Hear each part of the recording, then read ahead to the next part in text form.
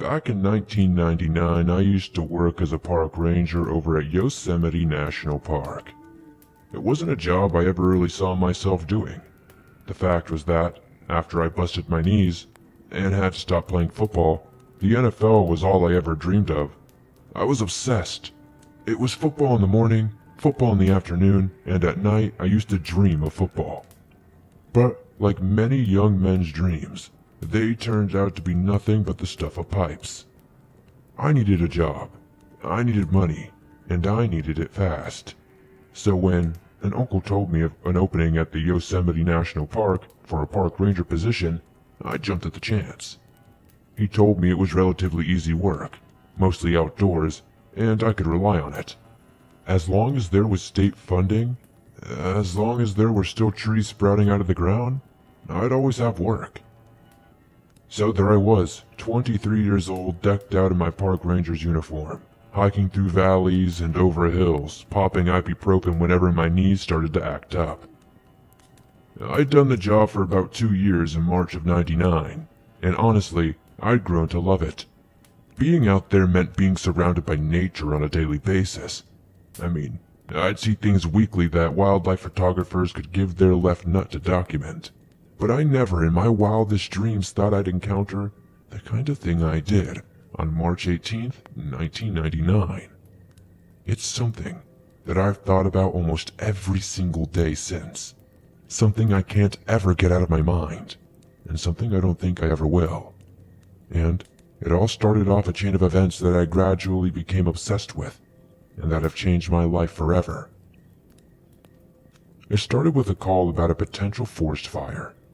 My boss called me and told me a hiker had seen some smoke rising up through the trees up near a place called Long Cabin in Sonora County.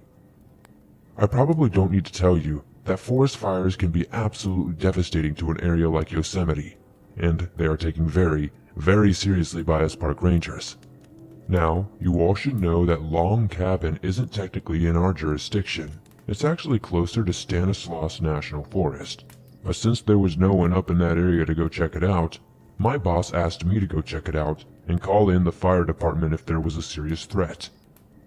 We got a good number of calls like this, and more often than not, it was just to families whose barbecue has gotten out of hand, or kids whose campfire is a little too big. So I agreed to drive up there to check it out, as it was only a couple of hours' drive there and back. After about an hour's drive, I arrive up at Long Barn, and I can see some black smoke rising up through the trees in the distance. This is unusual, as black smoke means it's not just wood burning, more like plastic or artificial fabrics, so it definitely wasn't wood burning. This is kind of a relief at first. It meant it wasn't an outright forest fire, but it did mean someone was burning something that was definitely not good for the environment. I park up close as I can to the source of the smoke. Then I hike up through the trees, basically just following my nose as the smell of burning plastics got stronger and stronger. Then I see it. A burned-out car, abandoned among the trees. It was still kind of smoldering, but I guess the fire had been set at night and had mostly burned through before I got the call about it. My first thought was joyriders.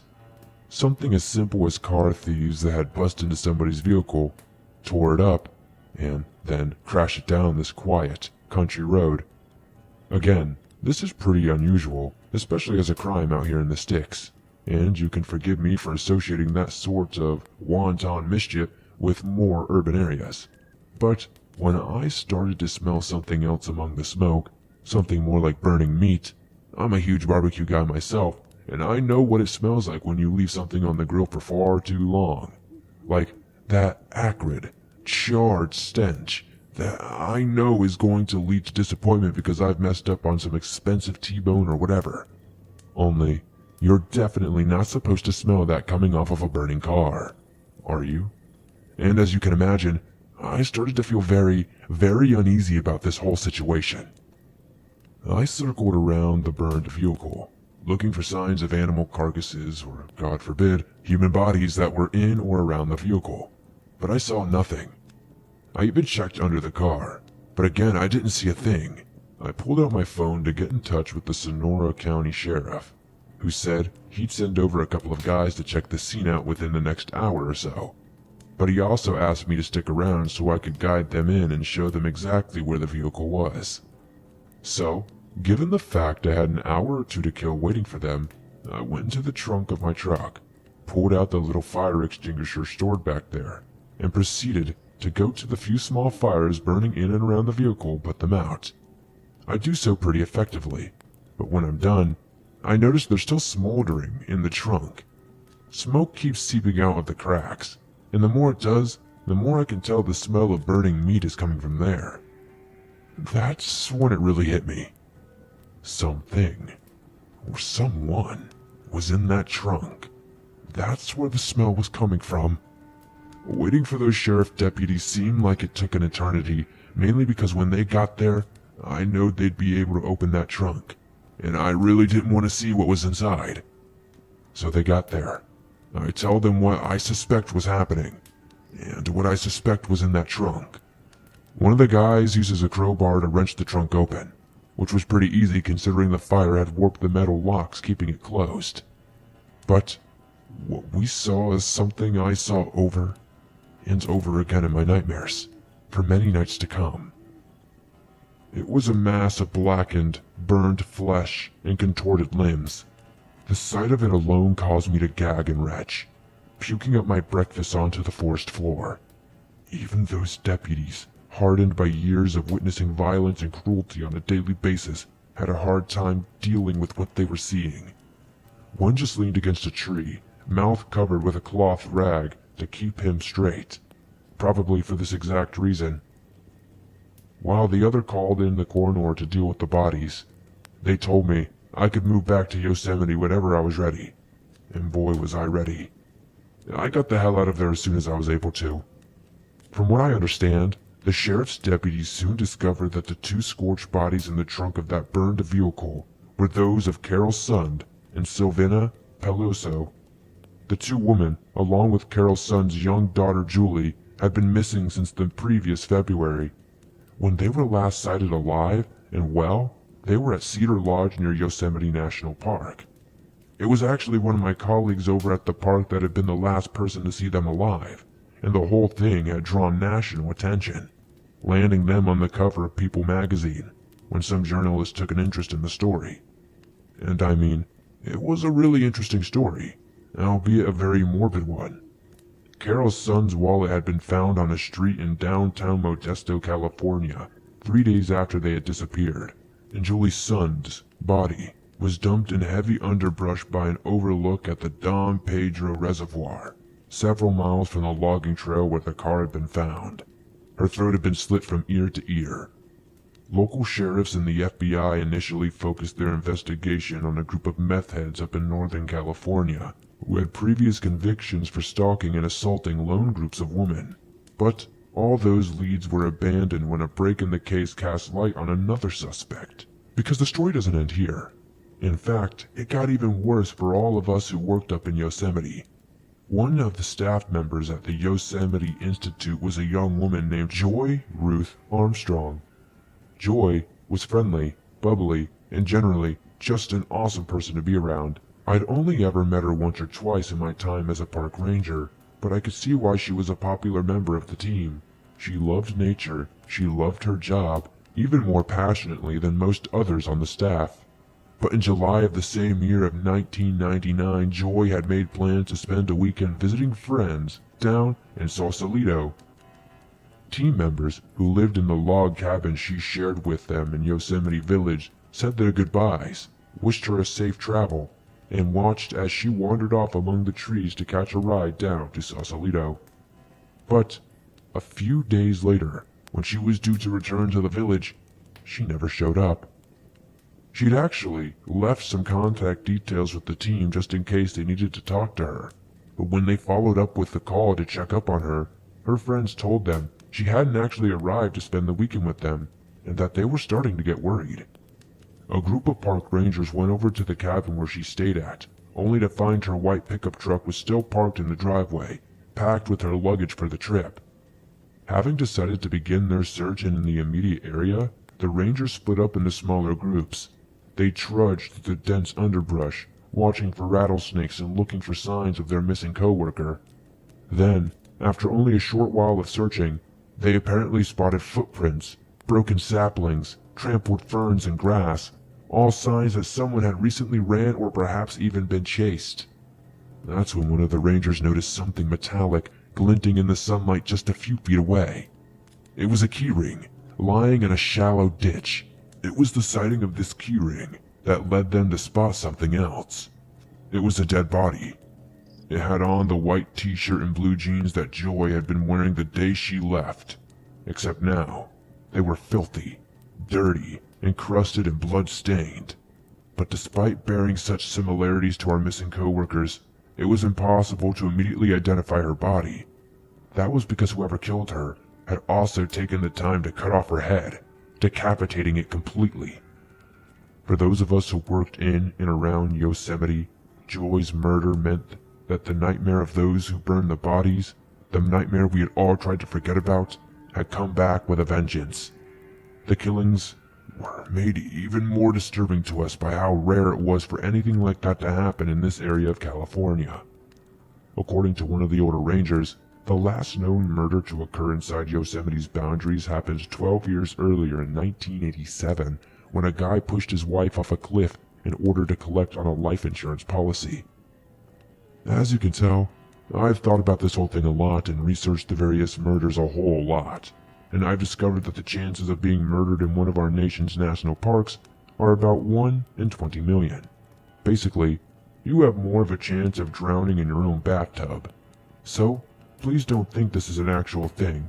Please don't think people just hang around in the woods waiting to kill unwary hikers. I know this was a very long story, but I'm sure you can all understand. This is something I've been quite frankly obsessed about. Since the discovery of those burned bodies affected me so personally, I'm actually considering writing a book about the whole thing and my experiences living and working in places that these crimes occur. I will not tell you who I am. I cannot tell you where this happened, and I cannot tell you when this happened. I got death threats for months after this. I had to quit my job. I had to move. I had to change my entire identity to stop people from finding me. Some of you sickos will no doubt put in the time and research into working out all the details yourself, but just let me make it clear that my details were expunged from the employment records, and you will never, ever find me, and so I can finally make my confession in peace. I used to work as a park ranger at a well-known, frequently visited national park. At this national park, there was an old ghost story that the veteran rangers used to talk about. They used to talk about these weird noises that would come from a lake. The noise had apparently sounded like a puppy yelping and splashing, but the ranger who heard it could not swim and was not about to put himself in danger of drowning just to save a dog. The next day, the body of a young child washed up on the shore. It was never a dog out there. It was a child that had fallen in the lake after being out there exploring unsupervised. The park ranger was devastated, his spirit crushed that his selfishness had resulted in the death of an innocent child. He was haunted by the thought, took to drinking, wore himself down until one night, while sleeping in his cabin, he heard a familiar noise coming from the lake. It was the sound of a little boy, crying out to be rescued. He ran to the lakeside, dived into the water, and struggled his way into the center of the body of water until he reached the side of the splashing. But there, he only saw the smiling, bloated corpse of that same little boy who dragged him beneath the lake and drowned him, just as he had. That is the way the story went, and to be honest, I thought it was the biggest load of bull I had ever heard in my life. I told the crusty old-timers that same thing, that I'd have to be of diminished capacity to believe a crock of bull like that. But instead of laughing or whatever, like, okay, maybe this guy isn't as dumb as we first thought, they got all annoyed about it. They told me not to disrespect the angry spirits of the departed. But then it was my turn to laugh. I could tell the difference between them getting annoyed over me disrespecting the dead or whatever, and them getting annoyed over me not, respecting their dumb story. The following week, I found I had my shift pattern switched to nights. I confronted them about it and told them I was not impressed that they were so immature as to switch my shifts up, but they insisted that it was only to cover for a guy whose mom had taken ill and had been forced to drive back to his home state to take care of her. I did not believe a word of it, and I was just straight up angry at that point. Angry that a pair of grown men would lie about something like that, basically just to gaslight me. But I did not want to show them how frustrated I was. I would just take their crap on the chin, so to speak, and not give them the satisfaction. So the first night I am there in the lakeside cabin, I am settling in to prepare for a long night of utter boredom, brewing coffee, and playing dumb mobile games, when I hear something from outside the cabin. I put down the phone, get up and walk over to the door. I open it up as much as I can, so I can listen out for what it is, but I recognize it instantly. It is the sound of splashing, coupled with the sound of a child crying out for help between spluttered breaths. Haha, very funny.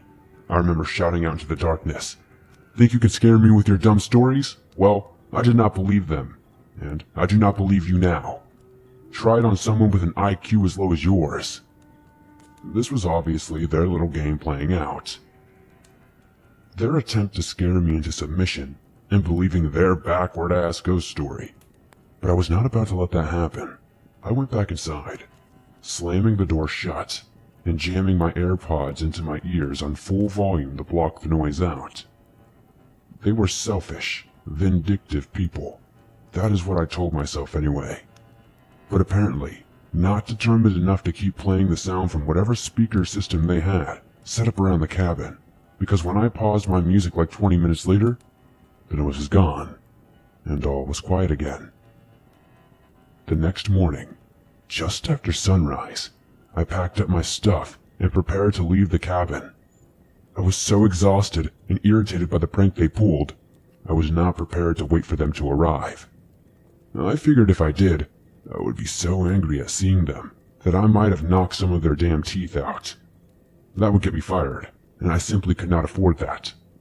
Not with the economy in the state that it was. But I was walking to my truck. Something catches my eye from the lakeside, something small and sodden, that the gentle waves of the lake lapped against. I turned to look and saw what it was. And when I did, I dropped my bag in pure horror and disbelief at what I was staring at. The body of a child, face down in the dirt. I pulled out my phone, dialed 911, and basically screamed at the operator for an ambulance to get out to the place I was. They had to send a helicopter in the end. Before it showed up, the two crusty old rangers rolled up in their truck, and their damn eyeballs almost fell out of their head when they saw me trying to perform CPR on the dead kid. I tried, and tried, and tried, but he was gone, long gone, and it was all my own damn fault. I ended up word vomiting about what happened the night before, telling them everything. How I had thought the whole thing was a prank, part of the punishment for not believing their damn story. They claimed to have no idea what I was talking about, which angered me even more. But when they asked me why I did not help the kid, I flipped out. I rushed one of the older guys, tackled him, and beat the living hell out of him before I was dragged off and talked back down to earth. But I could not really calm down. Not until the chopper arrived and put that kid's body on a stretcher. The paramedics seemed furious. There was no one to save. I remember one of them explicitly shouting over the din of the blades, "The kid's been dead for hours." When they took off, and I drove back home to go on an indefinite paid leave, I thought that might have been the end of it, and that I would have the time and space to get over what happened. But I did not have time. Someone leaked information on what happened. I do not know if it was the old-timer I decked, the other ranger, or the paramedics, but somehow, someone got a hold of my contact details, and the threatening calls began. I'll never forget the night my girlfriend answered the phone in our apartment, saying hello in the happy, chirpy way she always used to. I watched as her face went from all smiley to neutral to downright horrified. "Who is this?" Hey, who the hell is this? Call here again and I'm calling the cops. It was the first of many death threats. The first of many, many calls. Handwritten letters and emails that told me I was an awful person. That I did not deserve to live. That I was dead to the world the night I let that poor, innocent young boy drown in that lake. When his lungs filled with the water and the death spasms racked his body, he was not the only one to die. I died too. She was not my girlfriend for much longer, and I do not even blame her. There are not many people who could handle that kind of abuse, and I only got through it by myself, by the skin of my teeth.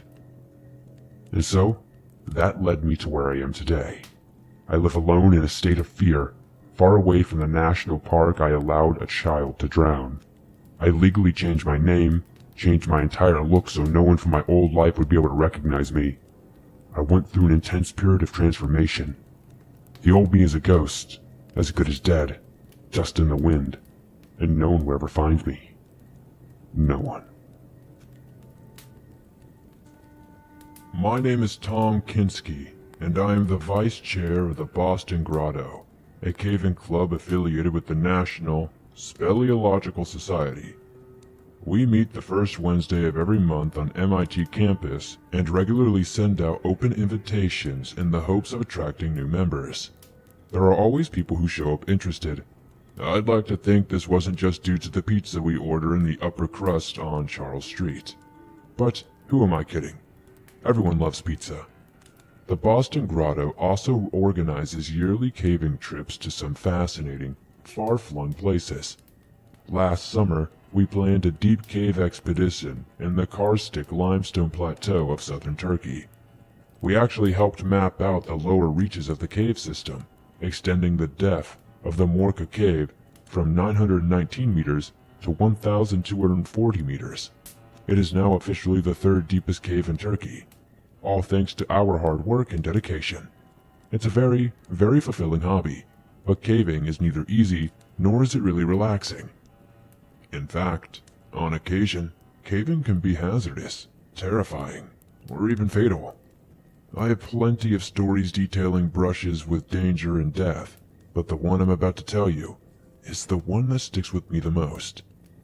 So a few years back, a park ranger from the Glacier National Park in Montana got in touch with the NSS regarding a previously unexplored cave system. Christy Starr, the manager of the NSS, then referred the park ranger to us due to our expertise in mapping out unexplored sections of cave systems. The park ranger then got in touch with the Boston Grotto, and then basically offered us an all-expenses-paid caving trip to the Glacier National Park. Needless to say, we were ecstatic. You see, whether we're talking about Francis Dark, Magellan, or even Lewis and Clark, we can conclude that most, if not all, of the Earth's surface has been thoroughly documented and mapped out. There is very little in the way of land left to explore, but the same cannot be said for what lies beneath our feet. The National Speleological Society alone estimates that only 10 to 15% of the world's cave systems have even been documented and mapped out, and I'm not sure people realize just what an opportunity that presents to people like us. We have the chance to explore places that no man or woman has ever stepped foot in before, to truly be the next generation of explorers, carrying the torch in place of ancient sailors, 19th century African adventurers, or even the spacefaring astronauts of the 60s and 70s. I mean, there's the very real possibility of being able to name something like the Kinski Caves, or something along those lines. The very real possibility that some of us could be immortalized in the way that Stanley or Abbott have been, giving their names to Port Stanley in Africa or Abbottabad in British India. And so it was that myself and two other members of the Boston Grotto ended up driving all the way out to Montana in a van filled with caving gear, snacks, and beer. Given that the drive took a couple of days, we made something of a road trip out of it, stopping at Chicago to stretch our legs and take in the sights of the Windy City. Accompanying me on the trip was Paul Hutchinson, coordinator of experience-based training here at Boston University, and another member of the Grotto, Nestor Ramos. Previously employed by Lynchburg College, Virginia, Hutch had expanded the outdoor leadership program to including backpacking, rock climbing, horizontal caving, vertical caving, and canoeing, as well as creating an academic minor in recreation. To others, caving and other outdoor activities were just a hobby, but for Hutch it was more of a vacation, something he was compelled to do, something that was in his blood, and he brought that same passion to almost everything he did. Nestor, on the other hand, was a relatively newer member of the grotto, but what he lacked in raw experience, he made up for in enthusiasm and competence. He was a natural in many ways, and made the younger me very envious indeed. After almost 5 days' worth of driving, we finally made it out to Browning, Montana. We stopped to get a bite to eat, and then headed further down the highway until we reached where we'd be staying, the Traveler's Rest Lodge. A set of log cabins that were every bit as charming and as rustic as I had imagined.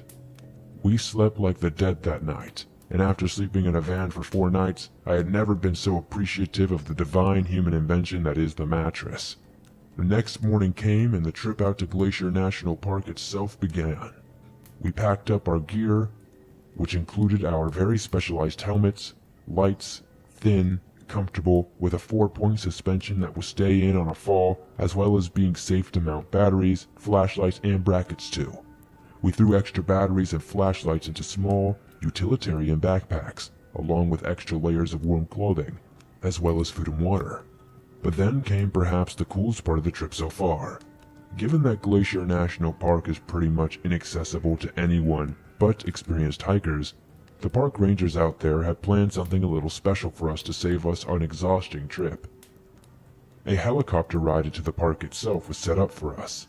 We were told to be in a specific field at a certain time, which we were, and seeing the chopper coming in from a distance, the thudding of its rotor blade shattering the early morning tranquility, it was just incredible. I'm a huge fan of old war movies, and if it wasn't so chilly that morning, I might have felt like we were back in Vietnam or something. Special Force guys being airlifted behind enemy lines or something like that.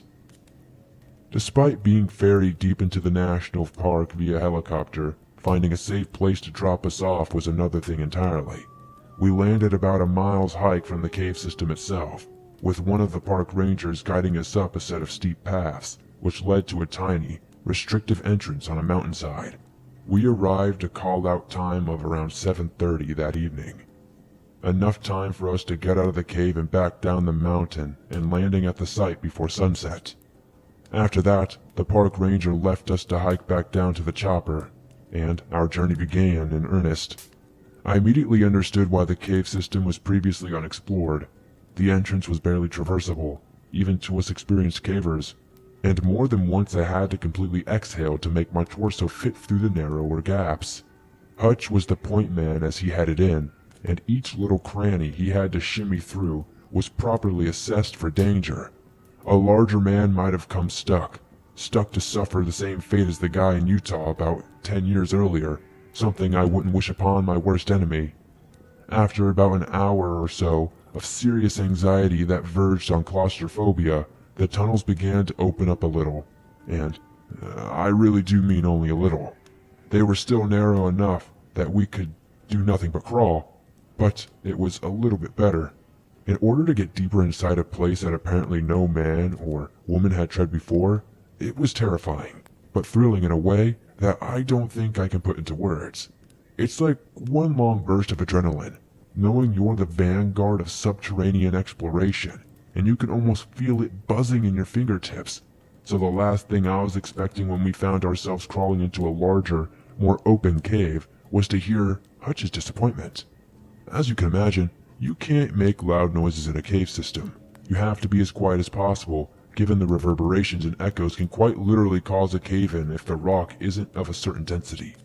So, at first I couldn't quite make out what Hutch was getting at. I mean, I seriously thought he was injured or something at first. He started hissing and whispering curses, balling his fist in frustration as something he'd seen illuminated by the lamp on his helmet. After he crawled through, I watched him sit down, leaning back against the cave wall, his face obscured by his hands. I asked him what the matter was. He shook his head, a melancholy to his body language that I'd rarely seen before as he pointed over to the opposite side of the cave. There, lying on the cold stone floor, was a burlap sack, a small leather-bound notebook sitting just nearby. Just then did I join him against the wall, sorely lamenting the fact that this wasn't going to be the Virgin expedition that we imagined it to be. But that didn't mean we were ready to give up, not by a long shot. Whoever had been down in this place previously had obviously never officially recorded their findings, so the door for us to map out and name the place was still very much a possibility. But before we pushed on, we decided to search the burlap sack and inspect the small book for clues as to what we might be up against as we moved deeper. As I kicked open the sack, I could see there were the remains of some old food container, along with an old-style water flask, both of which were empty. They looked old, extremely old, and I hurried to inspect the small book to see if it had any trace of a date. The thing fell apart in my hands, moisture and time having long eroded the pages and bindings, but we did find a page where the date was partly legible. It read 1860-something. The last number completely worn away by the damp cave air. The book had been sitting down there for the better part of 200 years, and although we couldn't read a single full sentence of what was written on it, I'd have given anything to know what the cavers of yore thought of the subterranean experiences. As we advanced further into the cave system, I couldn't help but wonder just what could cause an explorer to abandon their notebook like that. But we soon discovered the reason. 2 caves over, we found them. Hutch called it out as soon as the beam of his headlamp passed over the dome of rib bones that jutted out from the rock. It was nothing short of terrifying, knowing they'd come down here one day, never to return, never to see their loved ones again, and all while their reasoning for being down here eluded us. After that, here we were, 3 things we saw before we turned tail and got out of there. The first were the skeleton's finger bones. Basically, a person's finger bone is divided up into 3 distinct sections known as phalanges, the smallest sections being the person's fingertip. These have a pretty distinct shape. Go ahead and Google it, and you'll see what I mean. So it was pretty evident to us that something traumatic had occurred that wore the tips of the bones away. It felt intensely creepy. Speculating how this guy had potentially lost his way in the caves, gone mad as a result of the deprivation and darkness, and began to scratch the walls of the cave until his fingers had worn down into the bone, and even then, he hadn't stopped scratching. But we couldn't find any sections of the cave wall that bore any marks that he would have made. Which led us to a second thing we saw before we got the hell out of there. It was his skull. There were scratch marks on his skull, right around the orbital sockets. None of us said a word. As we studied this thing, the yellowing bone under our headlamps, it was obvious what had occurred here, down in the dark almost 200 years before. He had scratched out his own eyes.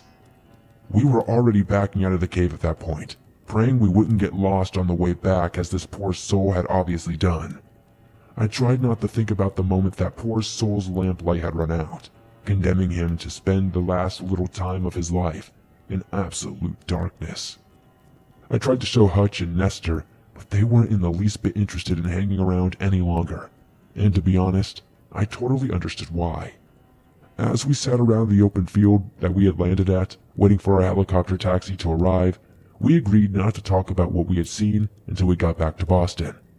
There was a good chance that if we told the Rangers what we had seen, they'd ask us to go back in to retrieve the body of the old caver, something none of us were particularly keen to do. And as much as we agreed not to talk about it until we got back home, there never did come a time when we discussed what we had seen down there. Ever. I mean, when the park rangers asked how the caving had gone, we just told them it was unsafe to be down there, and there was no chance of turning the cave system into a tourist trap, let alone a place for experienced cavers to go when they wanted a challenge.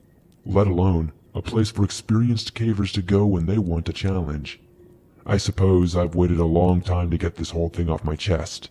So now, I suppose everyone knows about the body down there in the caves of Glacier National Park. Growing up, I was always on the heavy side. I suppose it is because I come from a family of food lovers, whose portion control was never their strongest suit. It was all TV dinners and sedentary hobbies, so it is no wonder we are all a certain size and shape. But it always bothered me. I would see the attention skinnier girls got around the school, and I know it does not align with my mostly feminist view of the world, but I wanted that to be me too. So a few years back, I started my own personal weight loss journey. Not so much that I could fit society's view of what beautiful is, but so that I could have confidence in myself and in my own body. I wanted to look good for me, and if that helped me land a hot guy, then cool. This is how I took up hiking as a hobby, and why I spent so much time around Acadia National Park up here in Maine. The views up there also allowed me to indulge another hobby of mine, photography. And sure, my pictures do not make it any further than my Instagram account, but still, it is something that brings me a lot of joy.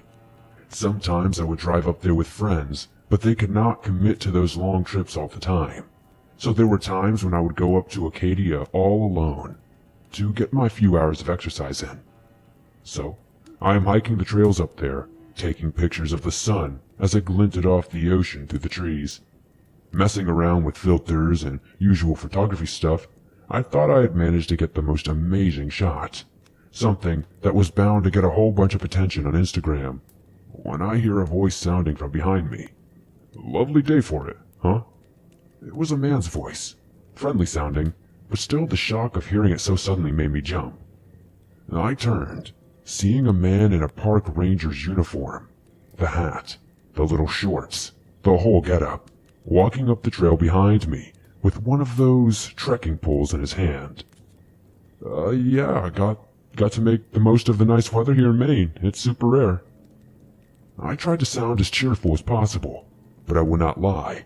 I did not really want the attention, at least not from an older guy like that, who had also managed to ruin the composition of the photograph I was in the process of taking. I know that makes me sound unfriendly or whatever, but honestly, sometimes we girls just prefer to be left alone.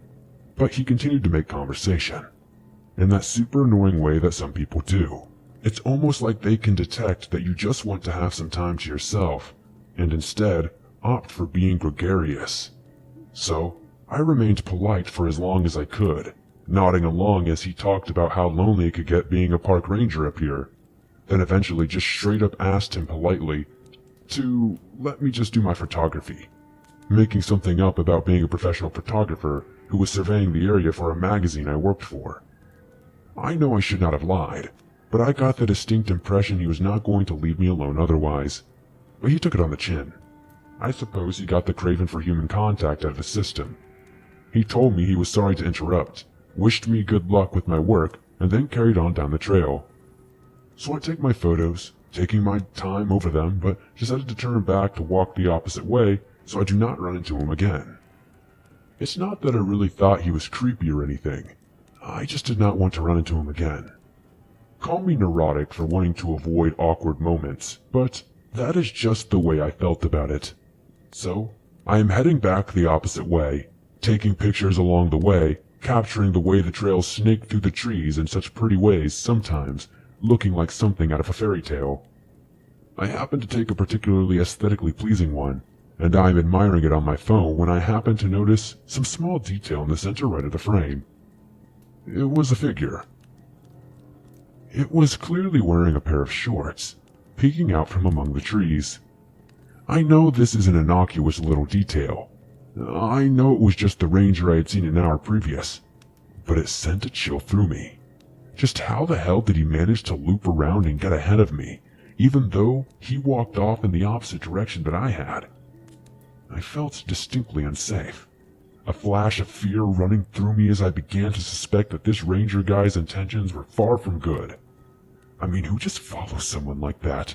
Or rather, it was not even following me that he was doing. This guy was straight up stalking me. But I had no choice but to walk by him. He had literally put himself between me and my car, so I had to just suck it up and walk past him. Even if I was putting on a brave face to do so, I decided to cut him off, if that makes sense. I was prepping myself to just be like, "Hi there, can't stop, late back for a meeting," or something to that effect. But it was him that spoke first. "You know, it's not safe for a girl like you to be walking around the park alone." I can't remember exactly what he said. That's just my estimation of it. "You're really pretty, and bad things can happen to a pretty girl that walks around on her lonesome. I was ruined. I tried to think of something witty to say, some cutting retort that would shame him for being way too familiar. But I could not. I was just terrified. Who the hell says that to a total stranger? So I just carried on walking, at an increased speed, ready to call 911 if he started to follow me. But he didn't follow me at all. He just shouted, "Where are you going? Don't you want some company? Take care of being rude like that, little lady. You might just end up being rude to the wrong person." I thought stuff like that only happened in horror movies, or something like that. That creeps like that could not really be walking among us, or if they were, I suppose I just hoped I would never encounter one.